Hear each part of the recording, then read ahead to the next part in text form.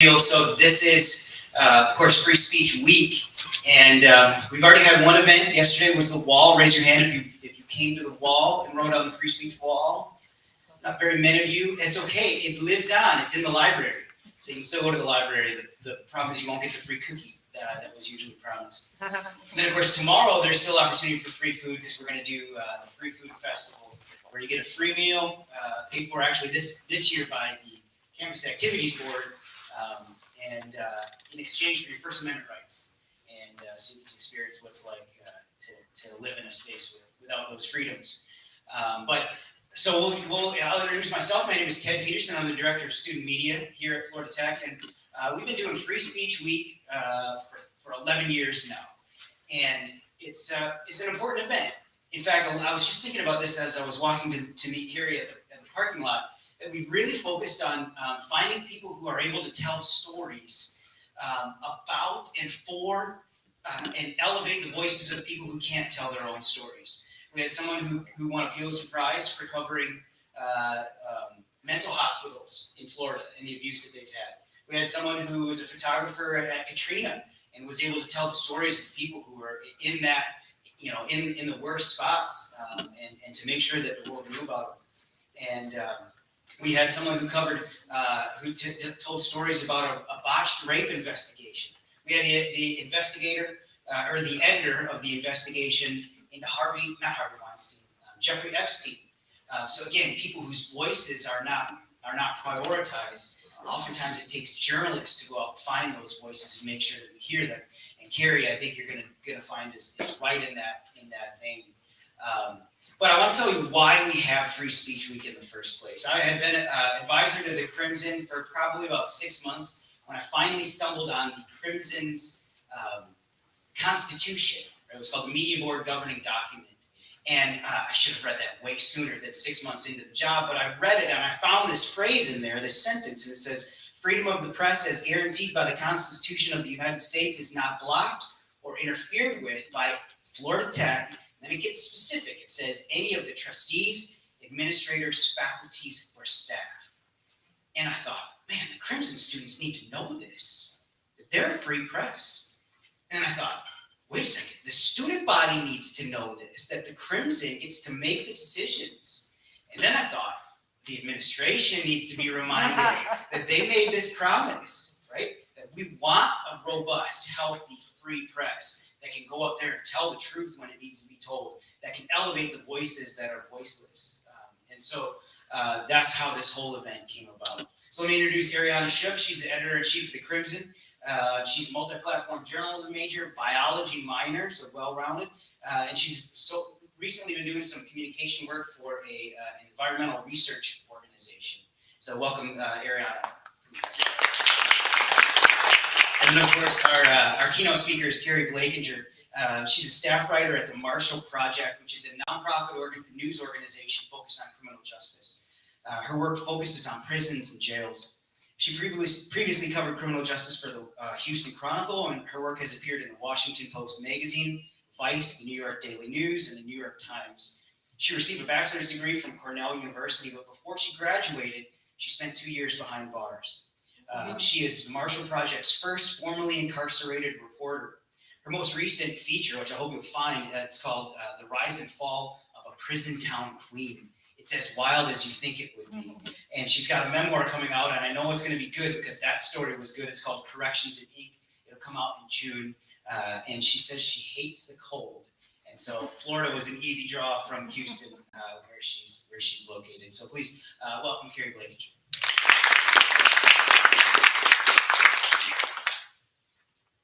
So our first question is, Keri, can you tell us your background?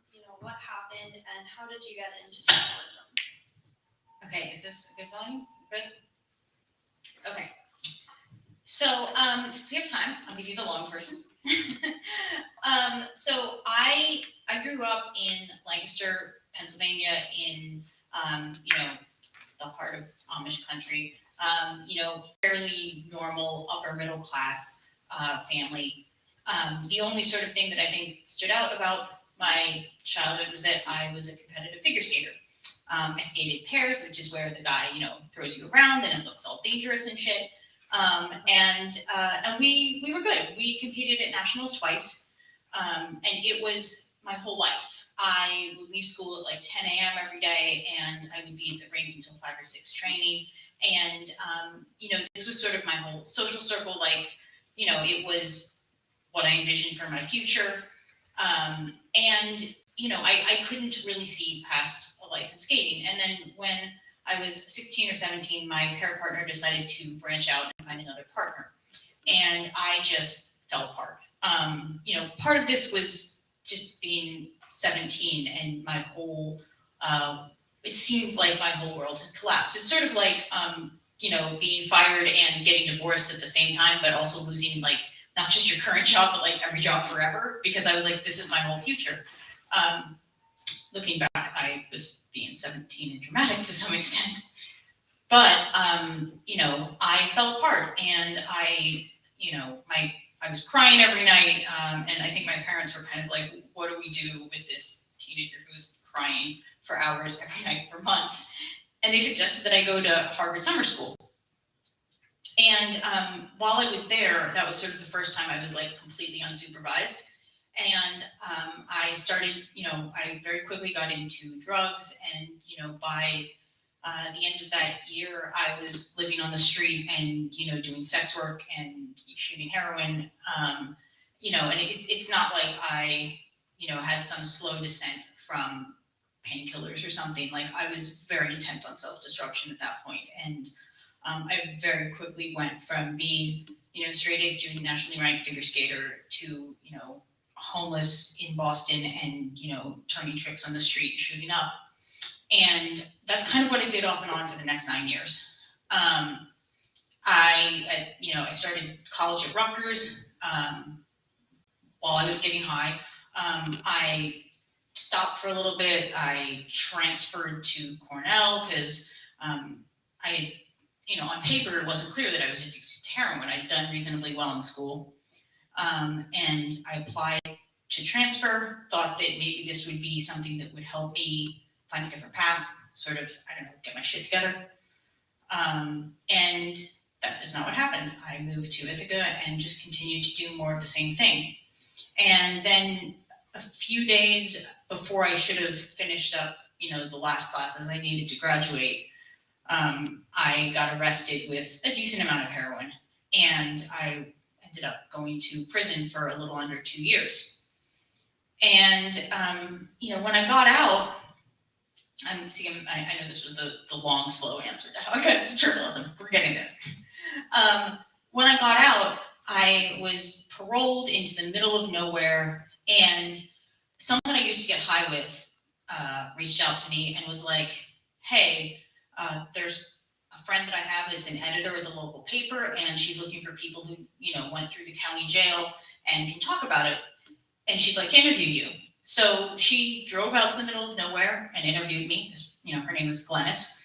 Glennis came out and interviewed me, and at the end of the interview, she was like, hey, I Googled you. I Googled some of what you've written, and, you're good. Do you want to try freelancing for us? And I think this was based on what I'd written for the college newspaper. And so, based on that, I started freelancing. I mean, this was covering town board meetings in a town with like 5,000 people for like $40 a story. So this was not like high level journalism.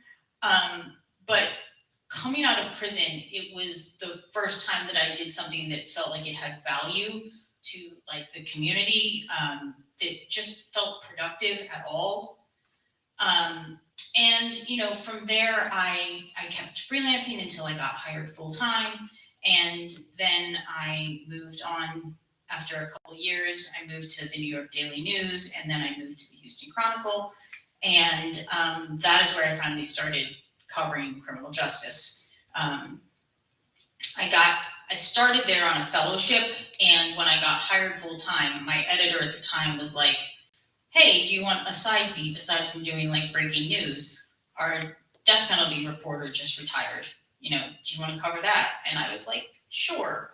And that sort of expanded from death row. I started covering prisons, and then I realized I was good at it. And then I realized that I could actually tell stories that mattered and had impact and would change people's lives. And, you know, at some point I realized, like, this is what I really want to do. Like, you know, I think when I started in journalism, it was just like, it's a thing I was good at and had value.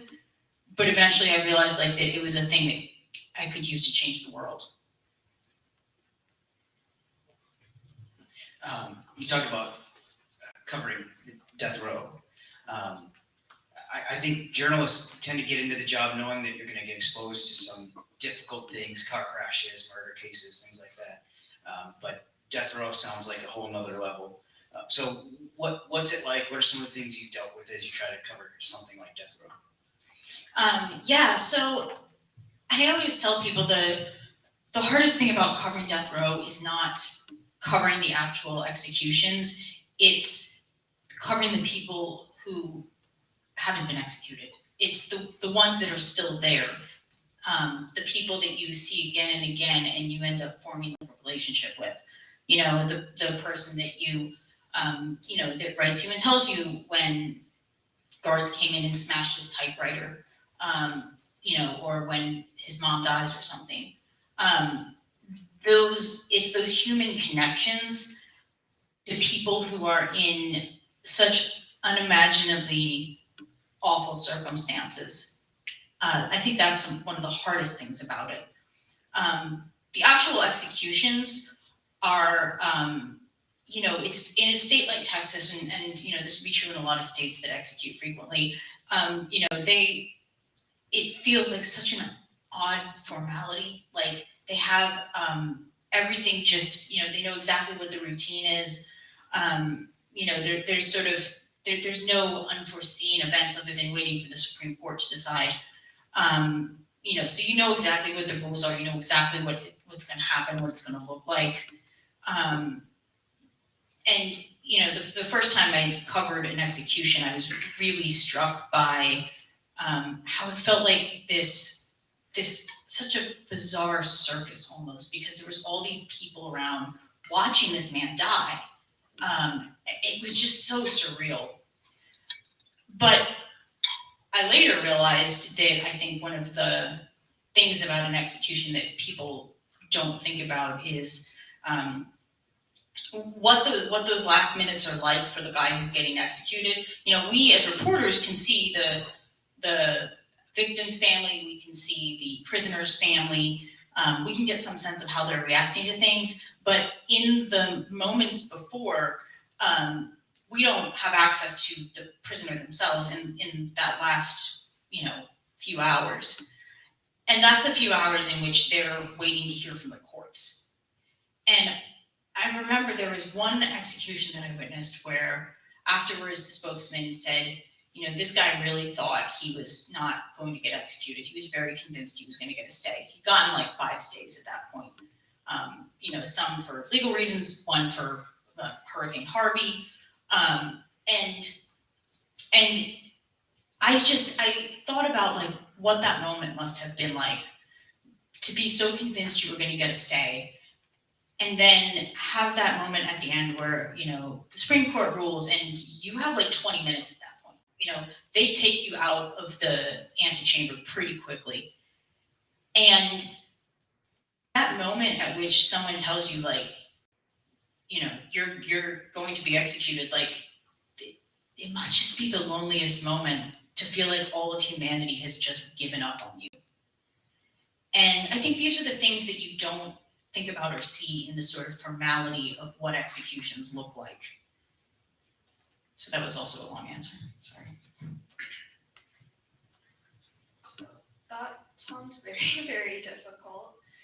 And so what are some of the ethical issues that you face in this kind of reporting?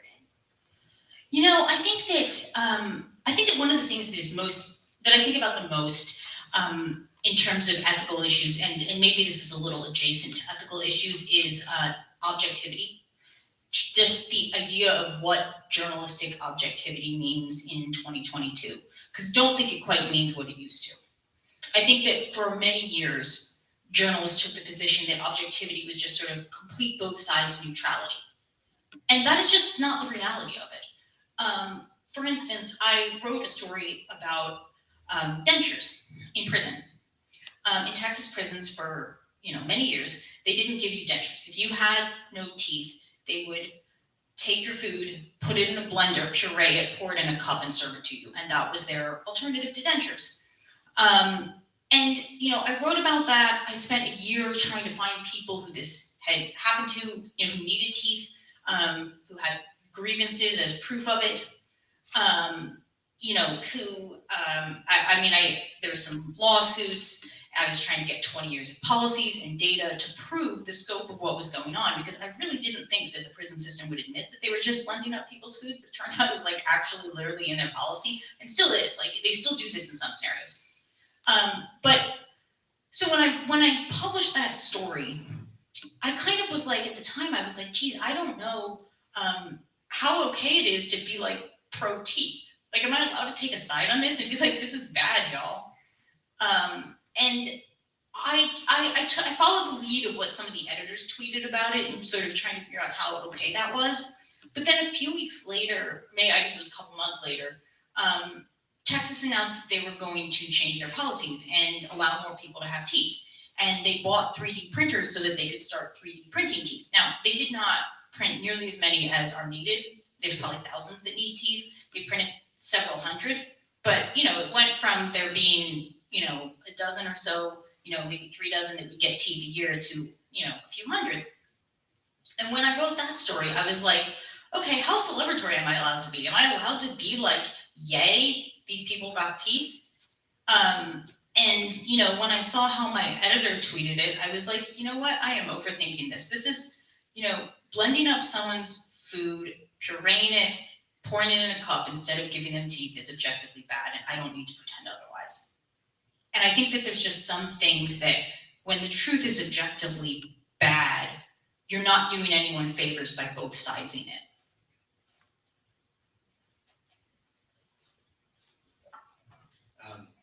I would say I'm also pro teeth as a general kind of rule. So you've obviously had some memorable stories. So tell us some of your most memorable stories. Who was involved?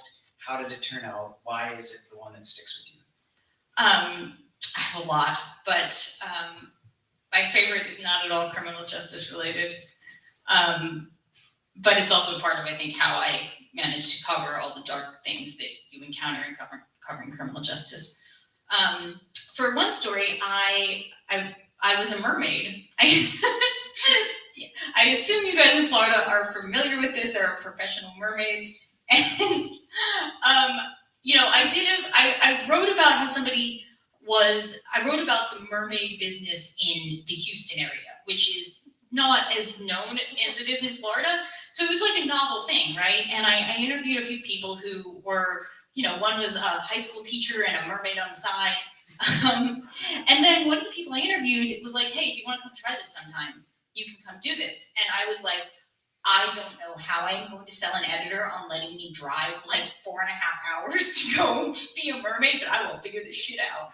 So I did. I went and I drove up to near Dallas to go be a mermaid, and I wrote a first-person essay about it. And it turns out it's harder than you think, but not for the reasons I thought. I thought the tail would be heavy and it would sink, but it was, it was not one of the big expensive silicone tails. There's the $2,000 expensive silicone tails, right? But those are form fitted, and this was just whatever extra one she had around. So it was cloth, and it had a little plastic flipper thing at the end that you insert into the cloth. And it was actually really hard to keep it underwater because the surface area is so much, the water's pressing up on it. So I also fell out of an in-ground pool. So I'm not gifted as a mermaid, but I enjoyed it. And I've got some other weird, quirky stories like that. And those are sort of the things that keep me going. One time I interviewed a medium, I interviewed Sam Houston through a medium. I asked him what his thoughts were on the border wall, and he said, "Don't bother, it's too late." And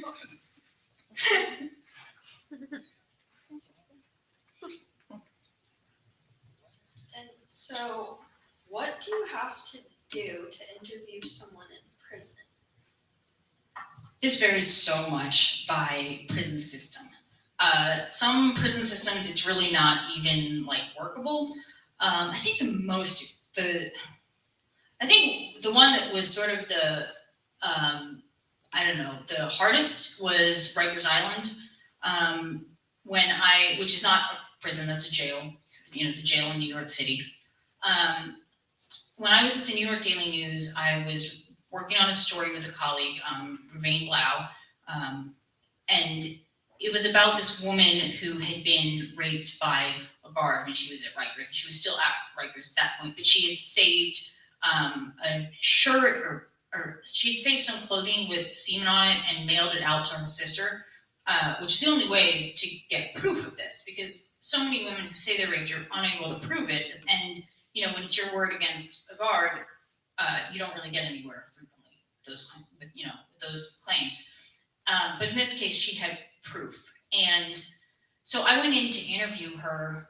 I think it was like the day before Thanksgiving, and that is a very rigorous process, because you have to go and it's hard to get to Rikers, first of all. It's on an island off of Queens, so it's just not even convenient to get to. And then you get there, and it's just this long wait. You have to rent a locker, put all your stuff in there. You can't bring in a cell phone, so you're offline for several hours. You have to take out all your earrings at Rikers, which is a pain, obviously. Also, kind of just an example of something that is just unnecessarily punitive. Nobody's escaping using your earring, but this is the sort of routine thing that jails and prisons like to do to make access difficult. And for Rikers, commonly people just go in during normal visitation instead of signing up for media visits. So I went in as just normal visitation, which means that you're not bringing in pen and paper. You're just trying to go in and remember it. We did that. Actually, the woman I was interviewing actually asked a guard for pencil and paper to write down her phone number, and then I took notes on that. But that is a whole day process just to interview one person for, I don't know, I forget how long their visits are. Most visits are 20 minutes or an hour or something like that. I mean, most interview visits. So in that case, that they make that very difficult. In Texas prisons, it's the biggest difficulty in Texas prisons is the distance. When you're dealing with a state like Texas or Florida or California, and you've got prisons scattered all over the state, you can have someone you want to interview, and I had to fly to Amarillo to interview one of them. That's the thing about mass incarceration, is it's so big that it makes it much harder to access your sources. And of course, during the pandemic, there were no visits or media visits for more than a year in most prison systems. So that made some of the first-person witnesses to what was going on kind of inaccessible in some ways. That leads perfectly into my next question. So COVID-19, obviously, and kind of two sides to this. One would be, what did it do to the prisons? And I know you did some reporting on, things that they did to right or, good or bad to deal with COVID-19. And then, of course, what did it do to your work as a reporter dealing with reporting during a pandemic? Well, I'll sort of answer those jointly, I think. Despite having done time and having reported on prisons for, a few years before COVID, I think that during COVID, I got a much deeper understanding of how bad shit is in certain prisons. And part of that was because, things did get worse in a lot of prisons. I mean, obviously there was the whole existence of COVID and the ways in which that made people's lives bad. For prisons, that meant a lot of people being locked down, confined to their bunks for, weeks or months, or put in solitary for months on end. And, there was also understaffing issues. A lot of prison systems are already understaffed, In Texas, there's some prisons that have, a third of the guards that they're supposed to. And that means you don't get fed on time, you don't get mail on time, you might not get let out for a shower for weeks. All of the bare minimum of things that you're supposed to get, it's, just a lot harder to get them. And not even because people are being jerks, like just because there literally aren't enough people. So, there was all of that. And then, of course, there was no visits. So all of the things that people have as sort of a lifeline, vocational classes, college classes, they didn't always have religious people coming in for religious services from outside. Like a lot of the things that are a lifeline were not there anymore. So a lot of the people I was dealing with were just so much more desperate than they had been. And as a result of COVID, the guards were not searching cells as often, and it was easier to keep a cell phone. So at the same time that people were getting more desperate, they also had more consistent access to contraband cell phones in a lot of cases. So that actually meant that I was able to get, more access in some cases to people, and people were able to show me more about the conditions and how bad they really were than I'd ever been able to see before. I think one of the really good examples of a story, I wrote a story about prison food and how much worse it had gotten during the pandemic. And I think if you Google my name and I think we titled the story, "Ooh, what is that?" which tells you a lot. It'll come up pretty easily, but these pictures are pretty egregious. And these are pictures that, guys have taken with contraband phones, at great risk to themselves, because that is a felony to have a contraband phone in a prison. And they were taking pictures of this food. I mean, I have to put air quotes around whatever that was. That was not something you would even feed to your dog. And I had heard for years about how bad prison food was and how little of it there was, especially in lockdown when they would give you brown paper bag lunches, which were typically 2 sandwiches and a handful of raisins. But sometimes the sandwiches would be it looked like diarrhea, it really did. I don't know what it was. And then sometimes it would be things like a hot dog wrapped in a tortilla and a whole uncooked potato. That is, I really have a picture of that is posted with one of those stories. And I had heard about how bad this food was for years, but this was the first time I could see it, because in New York prisons, our food was not that bad. It was not great, but it was not bad. And also, this was the first time I was able to see in Texas prisons, and I assume other states do this some, but probably not to this extent. They would start fires as a way of getting higher up, getting rank to respond to problems. If you didn't get let out for a shower for a few weeks, you take a razor and a pencil and I don't know electronics, but whatever. They stick some shit in the socket and use it to start a fire. And when there's a fire, someone higher up might come down and be like, okay, what's your problem?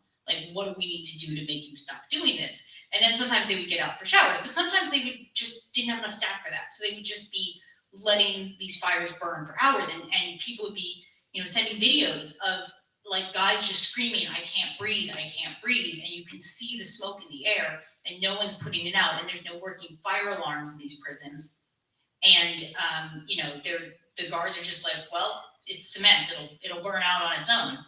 And these are things that I'm not sure I would have quite understood the extent of it if I wasn't able to see it myself. And I also wrote a story about that, about the fires issue. But these are all things that existed pre-COVID, got worse during COVID, but I would not have been able to report on nearly as well were it not for people having this extended access to contraband phones, because, for many months, people didn't want to search cells, or there just weren't enough guards to do it.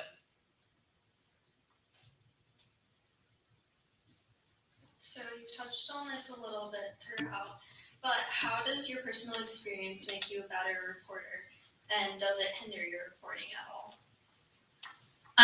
So I feel like I never have a good answer to this question.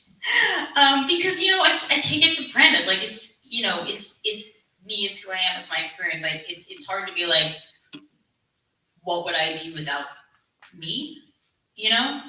But I will say that there are definitely times when I know that I'm covering a story that maybe people just didn't know about. I have a story coming out tomorrow on shock prisons in New York, which is something that's been written about so little. It's surprising, but this is something I knew about from when I went through prison. And in New York, since the mid 80s, they've had an option where if you qualify, like if you're under a certain age, if you meet certain medical criteria, if you have a nonviolent crime, and you have three or less years left on your sentence, you can go to this program called SHOCK, and it's a 6-month military style, like tough love boot camp type program. And you work out a bunch, and you have like vocational classes, and guards scream at you all day, and you come out with a will to be sober, apparently. I had heard for years about the abuses in these places, and it just was something that was not being written about. I wrote about it in 2019, and then I wrote about it again for something that's coming out tomorrow. But other than that, I have really not found coverage of sort of what goes on in there. And it's kind of shocking. Like, no pun intended, obviously. But the allegations I've heard were, like, for instance, there's one girl who had been caught staring at the men, so they made her run in circles around a bush while they threw shoes at her. And they would make you, like, one girl had a messy bump. They made her stand outside of the flagpole and scream into a cone, "I'm a soup sandwich," like for hours in the cold, which is, there's no therapeutic value to that. And it's like, these are just weird, bizarre stories, but then there's also all these instances of people being beaten. When I was in prison, I met 2 women who came back from shock because they'd been kicked out, and they said they'd been raped there. And of course, you can't report that because there's going to be consequences. So, when I say you can't, like, as a prisoner, if you are subject to this abuse in that kind of facility, you have a distinct fear of reporting it. And it's supposed to be this sort of confrontational therapy. It's supposed to be like, old style boot camp where they call you names and call you junkies and crackheads and tell you you're a bad mother. And, so much of the coverage I saw about this was about how these camps instill discipline. And that's something that has largely been debunked. Like, in the therapeutic community, people realize that, confrontational tactics, like putting someone in a chair and saying you have to sit there with your hands like this, and we're all going to scream at you about, like, literally just scream at you about what your flaws are, that's not therapy. That making someone shovel snow with a spoon is not therapy. Making someone eat their food in 8 minutes, and if they don't finish, they have to, like, eat on the floor like a dog. Like, that's not therapy. And these are all real examples. There's so many of these examples. I've interviewed dozens of people over the years, in addition to all the people that I knew who had gone through it and come back to regular prison afterwards. So, like, this is an example of something that was just a sort of niche thing in the prison world that doesn't get a lot of other coverage. So I think that's one instance in which it helps. But I also think that my background has been helpful in that, there's some people that I think are more willing to talk to me, partly because they understand. And not just prisoners. I think that's definitely true with prisoners, because when they know that I'm, like, one of them, they're like, this is so cool. Like, you understand. Also, it's great to see someone who, is one of us and has gotten out and is, doing good things. But also, parents of people who've done time. I think also, I get along just fine with, like, cops and prosecutors, which I think some people wouldn't expect. But again, I think that they see someone who has gotten out as a success story, and, like, in some ways that's like, okay, this is this is why we do what we do. And I think a lot of it is whatever your background is, as long as you're very transparent about what your angle is, and as long as you're fair, and as long as your sources aren't surprised. Like, you don't want them to have the story come out and they're just like, wow, what the hell was that? You want them to be like, okay, I don't like this maybe, or I do love it, whatever, but this is what I understood the story was going to be. I think as long as you have that, whatever your background is, you can make sources anywhere. I'm going to veer off the script for just a second. That was an eye roll. So you talked about how it was some sort of therapy that studies have shown isn't effective. Are prisons and that industry open to kind of modern research studies that show things that are effective or not effective? Like, have you dealt with that much? So that varies so much.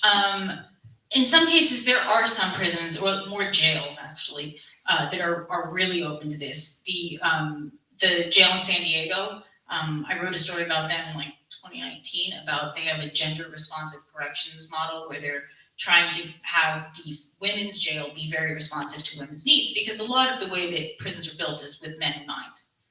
And so, that jail seemed very invested in change. The entire Colorado prison system, their director, it seems very invested in change. So you're doing some very cool things there. They actually just started a radio station out of a statewide radio station out of 3 of their prisons. They also have like a podcast, and they have a newspaper with bureaus in every prison. But also, like, they pay prisoners more for their work. They make an effort to have more opportunities for work outside of defenses. They have, they've seemed very invested in change. But there's a lot of states that, a lot of southern states in particular, that are not invested in change, and some that might like to be, but just don't have the money, because locking people up is expensive. And at this point, when there's so many states dealing with the levels of understaffing that they have, implementing programs that are more rehabilitative, or, in any way just improving life in even minimal ways, is really difficult when you don't have enough staff to maintain, like, even a very basic humane standard of care. So back to the script. How do you deal with all this darkness, right? You're covering a topic that's very dark. What do you do to cope so that it doesn't, affect you other ways? So, like I was saying, sometimes I write things about like mermaids and stuff, obviously. But I think that also, and I'm not just checking text here, I'm actually looking for a quote I was going to read. I think that also part of it is knowing that I can, tell stories that affect people, that have impact. I mean, some things like teeth, there's some guys that have gotten teeth from my stories, and that's the sort of thing that keeps you going. But also on a much more, personal level, there's a story I've been working on for a couple of years involving 2 guys on death row, and it's one of them has been executed already. And I've been writing about like their friendship and the ways that they have maintained this friendship despite being in solitary confinement, because I guess I should have mentioned this before. Texas death row is constant solitary confinement and has been since 2000. And so I was asking the one guy what he had done when his friend, on the day that his best friend of 20 years was being executed.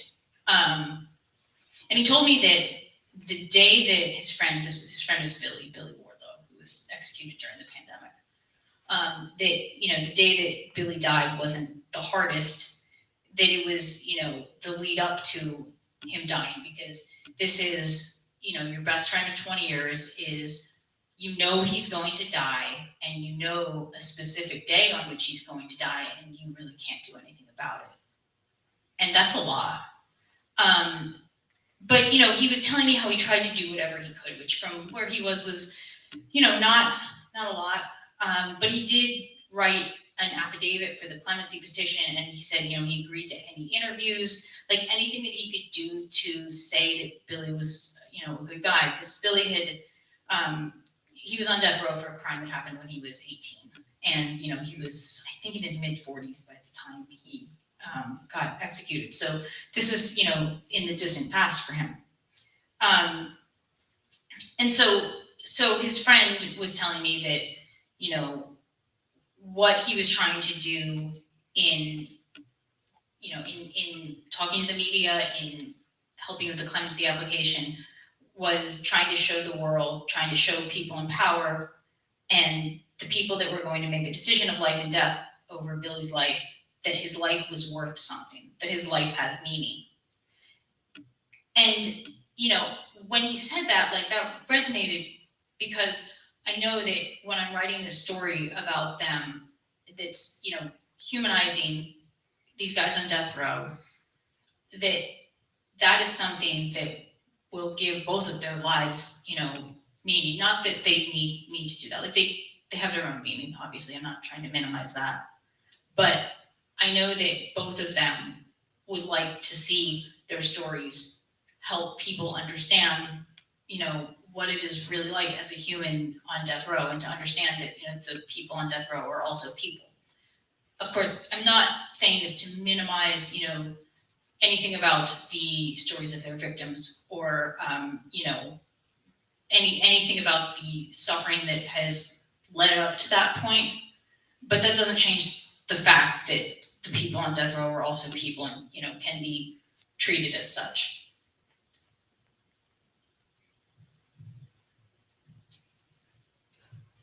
So there's the sadness in covering stories like this. And then once these kinds of stories come out, you also have to deal with hate and that sort of thing. So what's it like to deal with hate for covering a controversial issue? It's funny, I had to ask him for a clarification when we were discussing this question. And I have a lot of accounts muted. So I don't see a lot of it. But some of the basic stuff, I say basic, but it doesn't sound basic. From working at the New York Daily News, like, you put up with a lot of abuse. Like, we had someone that wrote a sonnet about how much I sucked for no reason. Like, I wrote something about Shakespeare and he responded with a sonnet. I've had some really crazy hate mail over the years. I actually made a hate mail bingo card at one point. I should share that with you guys. As journalists, you would probably appreciate it. But there's a certain amount of, like, non-serious death threats and, rape threats and telling me I'm ugly and whatever. That is, I wish that weren't the reality, but, it's random eggs on Twitter. It's a lot harder when it's, when it's sort of real people that exist in real life. When they attack you in a very personal way, which I think female reporters deal with a lot more, that's a lot harder to deal with. And, the other thing that I think has been more troubling than the sort of random hate or hate mail or whatever, is, official oppression. When you have spokespeople or you have prison officials who, threaten you with arrest or prosecution, even when they don't have any basis for doing so. There's a former spokesman at one agency I covered that, said he accused me of a felony that didn't exist, and, said he was going to have me prosecuted. And, that is nerve-wracking. I had consulted with lawyers before running the story. So, I knew it wasn't a crime, but that is nerve-wracking, and that is a lot harder to deal with than just sort of the random hate. Although I will say I might have a much different answer on hate in, like, a few months after my book comes out. So check back then. How do you get all these story ideas? Where do they come from? Most of these are organic. When you're covering a beat, you talk to one person and you get a whole bunch of different story ideas from their case. Like maybe somebody pitches you something and, you take the phone call and you're like, oh, well, that's not the story, but I can do a story on this. Also, records requests. I know that records request officers do not appreciate fishing expeditions, but they are useful. When I started covering prisons in Texas, I called up my friend Ruvain, who I mentioned before, and he, is still based in New York, but he has covered, he's covered Rikers Island, he's covered criminal justice in New York for years. And this was the first time I was covering a beat, because before that I'd been doing like breaking news, general assignment, that sort of thing. And so I called him up and I was like, how do I start? Like, I know this world, I know criminal justice, but I've never tried to cultivate a beat before. And, he said, okay, so you need to find the, inmate family groups and, reach out to them. You need to find the union and, talk to them. And here are like 10 records requests you should put in. And I did that. And from that, one of those first records requests got me a good story. I put in a request about how much Texas was using solitary confinement. And in their response, the PIO said, oh, hey, and by the way, we've eliminated this one kind of solitary confinement. And they've done it very quietly and not bothered to tell anyone. I mean, there's plenty of solitary still in Texas prisons, but they stopped using it for one particular purpose. And, so I wrote about that, and that was just from a random records request. That's not necessarily what I expected that to come up with. I put in a records request for, and you can't do this in every state, but I put in a records request for the full staff list at TDCJ and asked for, and this is like 20,000-ish people, it's a big list. And I asked for hire date, age, race, gender, rank. And from that, I was able to look at, how women of color or people of color generally were or were not promoting through the system. I was able to look at disparities in, how much women are promoting, like if they represent X percent of line officers, do they represent the same percent of like majors, captains, wardens? And of course they do not surprisingly. And, there's always been these sort of allegations that prisons are a boys' club, which is largely true in most places. And just from that records request, I was able to demonstrate that and use it in a story when I was, made it part of a bigger story about, discrimination and sexual harassment in prisons. So what's the difference between working at a daily newspaper and working at a nonprofit news website? So, I think the biggest difference is not inherently the daily newspaper versus nonprofit website. It's the local, regional versus national. Because if you're working for a nonprofit site that is, like the Voice in upstate New York, which is acting like a daily paper that is just online only, then there's not a whole lot of difference anymore, because most print newspapers are still going to be digital first. It's not like you're waiting to file breaking news until some print deadline. So that isn't like inherently different, but the big difference is shifting from covering, a Texas only story to thinking about how I make everything national. Like now when I write about, something like food, or if I wrote that teeth story now, like, for something like the Marshall Project, they would want some national scope. They want me to look at other states. When I might write a story about books that are banned in Texas prisons, and I did write about that some a few years ago. Now, if I do it, I'm going to want to look at all prisons. So I think that was the biggest thing, because sometimes it's really hard when you have like one state that has an egregious example of something, and it's just really like, it's sometimes hard to figure out what the national scope is, because it's like, well, no, this terrible thing is only happening there. Like there isn't necessarily a national scope. And so it's really hard to adjust my thinking to figure how to take my very deep sourcing in Texas and be able to convert it into stories that interest people in Massachusetts and Florida and seem to speak to bigger issues instead of just Texas being Texas. So maybe my last question, and then we'll see if folks in the audience have a question. After your experience as someone who's been through the criminal justice system, and then obviously somebody who's covered it intensely, what do you want to see changed? What would you like to see happen differently?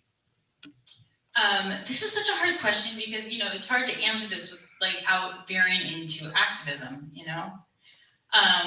But again, sort of bouncing back to the objectivity thing, I do think there are some things that are objectively bad. So I don't think it's activisty to say that, you know, we should be treating prisoners at least as well as we would treat dogs, because currently I don't think that's happening in a lot of states. You know, I think there's sort of minimum standards of humane conditions that many states fail to meet. So that's not even touching on the issue of, you know, whether, you know, how many people should be in prison, or, you know, how fast decarceration should happen, or what that might look like, you know, or abolition, or any of those. Like, those are all, I think, issues that it's probably not appropriate for me to weigh in on. But I think it's very fair to say that, you know, our prisons in many states and in the federal system are just abysmal conditions that we should not be keeping humans in. And aside from the sort of, you know, humanity and like morality angles of that, like, there's also the reality of, if you treat someone like a dog and then let them out, like, that's not increasing public safety. But more than 95% of prisoners will get out. And, you know, if you're feeding them the food that described, if you're, you know, doing things like not giving them the bare dignity of a body part like teeth, you know, if you're locking them in solitary confinement for years, if you're screaming at them that they're crackheads and junkies, the people that come out are not going to be better, and that is not going to improve public safety. So I think just sort of at a bare minimum, the conditions need to improve. Very good. Thank you for all of that. Who's got a question? Yeah. Who's your favorite artist, and why is it Bob Dylan? Oh, he's trying to get extra credit. He said, "Who's your favorite musician, and why is it Bob Dylan?" Did you respond to that? I'm sorry to disappoint that it is not Bob Dylan. I appreciate Bob Dylan. Sorry, Ted. All right. Anybody else? Good. Great question.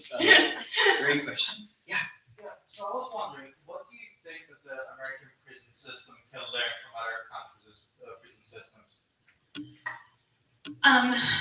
You know, I don't think that the American prison system wants to learn.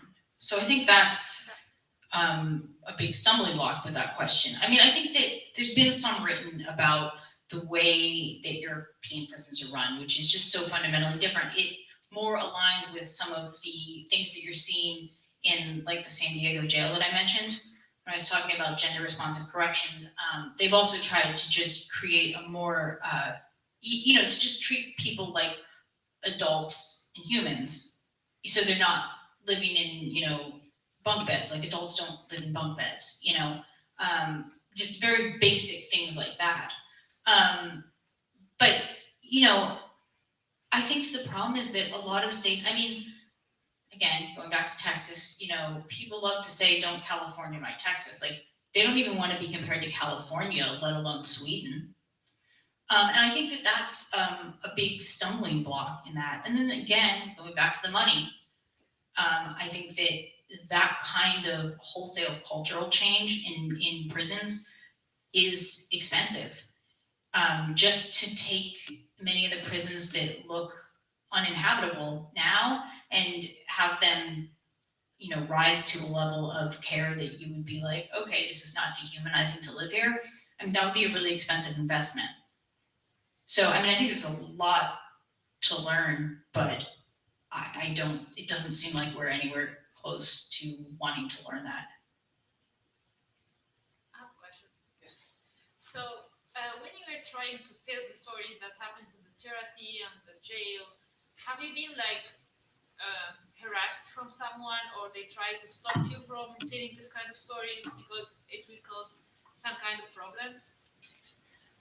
Do you mean like guards, prison officials? Like people that work in jail or the street? Or Right. It varies. In this case, I didn't, because this was in New York, they didn't harass me about this. And I suspect that this is in part because they know I did time in that prison system. So I think they understand that it's harder to pull the wool over my eyes, because I've seen it from the inside.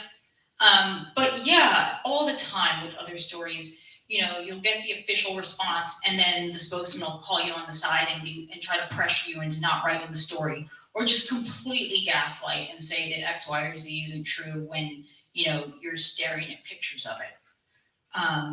So I mean, yes, you definitely get a lot of official pushback. I will say, in covering prisons, a lot of time prisons officials assume that you can't really prove what you're reporting because they know what you're reporting is behind a razor wire fence. Like you can't get in to see it. So they very frequently seem to assume that you're probably not on really solid footing. But one of the great things about covering it as a beat is that, you can be on solid footing because you can be well sourced enough to get an incident, recounted by guards and by inmates and by, dozens of people. You can, potentially get, you can get cell phone video in some cases. You can just be well enough sourced that you're absolutely certain that your reporting is extremely solid, and it doesn't matter what sort of gaslighting comes from prison officials. There are some that are, of course, not like that, and you will just be like, yeah, this is not great. We admit this is what happened. But many of the ones that I've had to deal with on a regular basis have not been that way over the years. Although Texas has a great spokesman right now. I will say that after years of it being otherwise. I've got a question real quick. Have you gotten anything wrong? You talk about how solid you feel. Have you ever gotten anything wrong? Usually it's inevitable in the job of a journalist. Yeah, it happens a lot at, especially with like quicker turn stuff. When you're at a daily paper, stories evolve. So like if you're covering a breaking situation, stories evolve. I'm trying to think of like a sort of a good example of this. I mean, there's you will misspell someone's name. Like I've absolutely done it. Like this will happen. There's things like that. But I think the other big pitfall, and this is not an example of something I've gotten wrong, but something that I've come very close to getting wrong, is with data.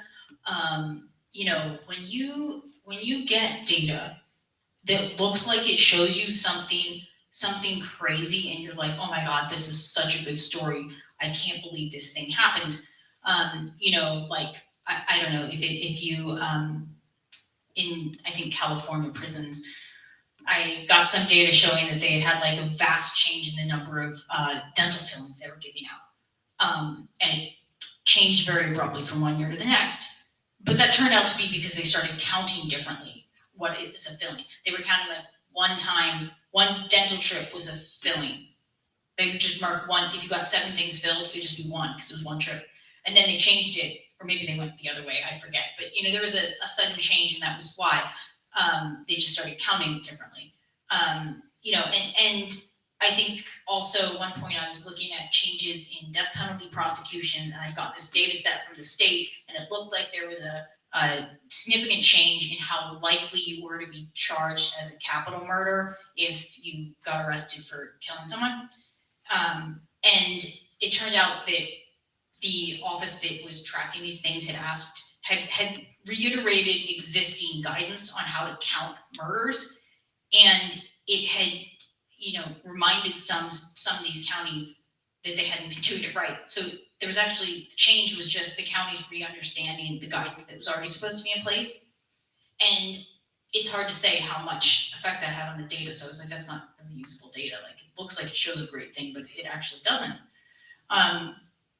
So I think that's one of the big pitfalls. And there's degrees of errors, right? Like a name is bad. It's embarrassing, it's disrespectful to your source, like it makes you look like you aren't attuned to detail, and like you might get other things wrong, but it is not like fucked up all the data bad. There's another hand, I think. Oh, I have a question. Have you seen Do you feel like there's a difference between how prisoners are treated in state facilities versus federal facilities? Oh, yeah, you know, it's state to state is so different to begin with.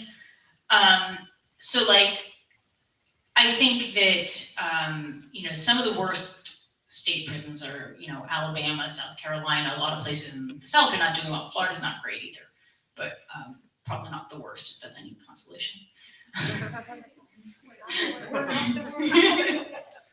But, you know, the federal prison system, yeah, it's quite bad. But it's also like, you know, there's a lot of surprising variation, because like that shock program I was describing, which is, you know, abusive, not therapeutic, is in New York, which is a state that does really well in a lot of other ways.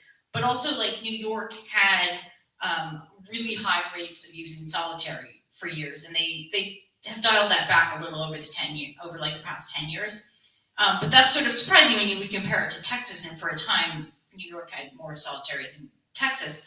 So there's some things that, you know, it's it depends what you're looking at, I guess is what I'm saying. Like, the food is much better in federal prisons than in a lot of southern prisons.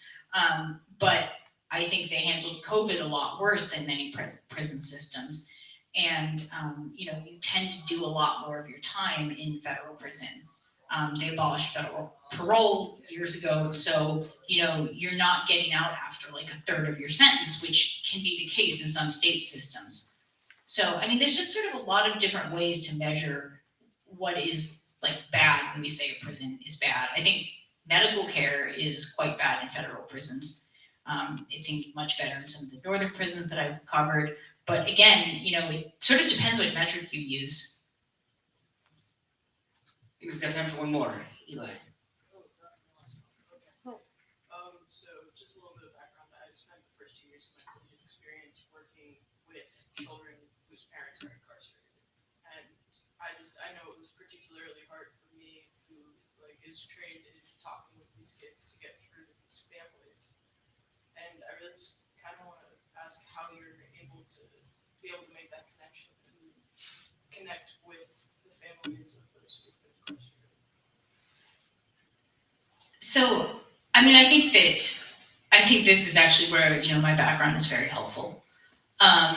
Because one of the things with people who have someone in prison is that, you know, they're so scared of retaliation. They're so scared that talking to you or, you know, to anyone on the outside could result in their loved one being retaliated against. And I think that some people who are not familiar with criminal justice systems don't understand how real that concern is.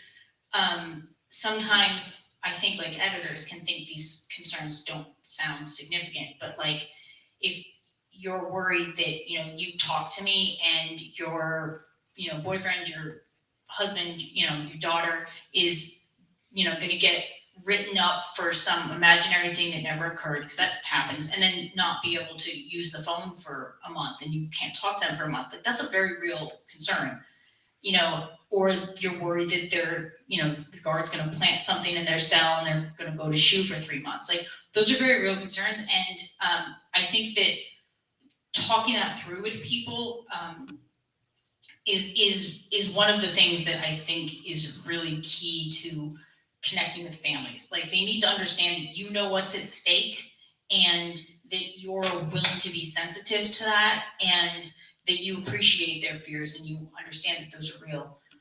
That's been one of the, I think, hardest things as a journalist. I don't know how that quite translates to your situation, but I suspect that at the root of it, it's probably similar concerns. They're still worried that talking to people on the outside is going to have repercussions. And, you know, sometimes it could, you know, and you just have to be able to talk it through with them and, you know, hear their concerns on that.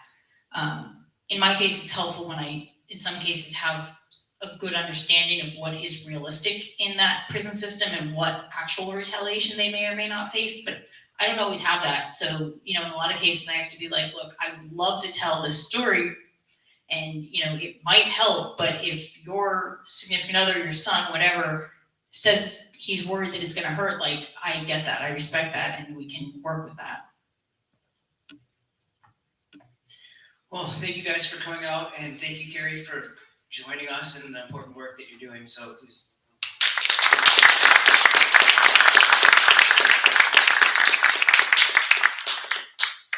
And I hope you come out for a free meal tomorrow night. Tomorrow at noon to 2, we'll have some food trucks. So again, thank you guys.